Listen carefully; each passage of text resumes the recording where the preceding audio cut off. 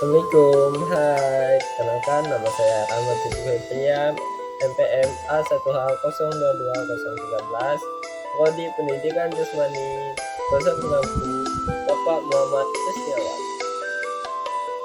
Baiklah, di sini saya akan membahas tentang filsafat pendidikan dan teori manajemen pendidikan. Yang pertama ada pengertian filsafat pendidikan. Filsafat pendidikan merupakan ilmu filsafat yang mempelajari hakikat pelaksanaan dan pendidikan. Bahkan bahwa yang dipelajari meliputi tujuan, latar belakang, cara, hasil, dan hakikat pendidikan. Nah, selanjutnya ada pola dan sistem berpikir filosofis dilandaskan dengan ruang lingkup yang menyangkut bidang-bidang sebagai berikut. Yang pertama, kosmologi, yaitu pemikiran dalam permasalahan yang berhubungan dengan alam semesta, ruang dan waktu, kenyataan hidup manusia, proses kejadian dan perkembangannya, dan sebagainya. Yang kedua, ada antologi, yaitu pemikiran tentang asal-usul kejadian alam semesta, dari mana dan ke arah mana proses kejadiannya. Selanjutnya ada filsafat dalam masalah pendidikan. Pendidikan merupakan masalah hidup dan kehidupan manusia. Proses pendidikan berada dan berkembang bersama proses perkembangan hidup dan kehidupan manusia. Dan bahkan keduanya adalah proses yang satu. Salah satu proses hidup dan kehidupan manusia adalah proses pendidikan. Sebagai contoh, di sini saya mengambil 3 contoh, yaitu masalah pendidikan.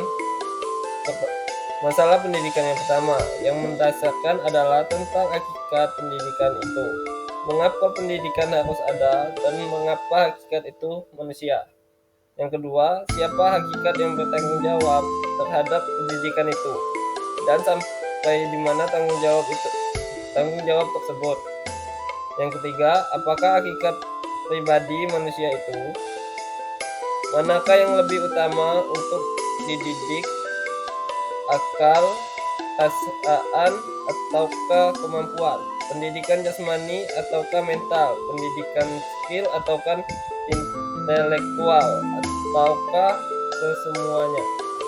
Baiklah, kita masuk ke materi kita yang kedua, yaitu pengertian manajemen pendidikan.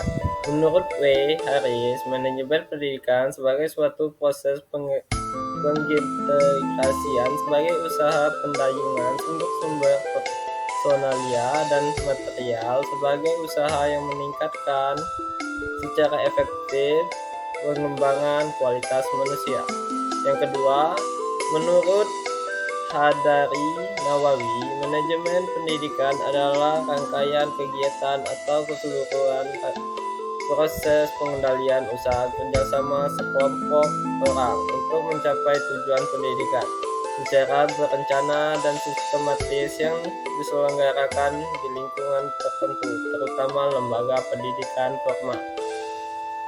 Perkembangan teori manajemen diantaranya yaitu teori klasik meliputi kontribusi dari tokoh-tokoh seperti Henry Fayol dan Frederick Winslow Taylor yang menekankan bahwa prinsip-prinsip dasar manajemen seperti pembagian kerja, koordinasi, dan pengawasan. Sedangkan teori neoklasik lebih mengenakan pada aspek manusiawi dan manajemen seperti motivasi, kepemimpinan, dan komunikasi. Tokoh terkenal dan teori ini adalah Mayo dengan eksperimennya di Hot-Herweg. Yang ketiga adalah teori manajemen meliputi pendekatan-pendekatan seperti manajemen partisipatif, manajemen sumber daya manusia, manajemen matriks, dan lain-lain, yang lebih menyesuaikan dengan perkembangan zaman dan kompleksitas organisasi saat ini. Sekarang kita masuk ke pembahasan terakhir, yaitu pembahasan kesimpulan tentang filsafat tadi. Filsafat pendidikan merupakan ilmu filsafat yang mempelajari hakikat pelaksanaan dan pendidikan. Bahan yang dipelajari meliputi tujuan, latar belakang, cara, hasil, dan hakikat pendidikan. Tentang teori manajemen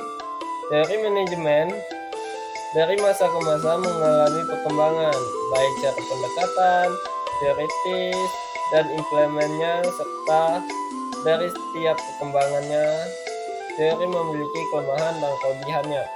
Perkembangan teori manajemen di antara lain yaitu seperti teori klasik, teori neoklasik, dan teori manajemen. Cukup sekian, terima kasih, dadah.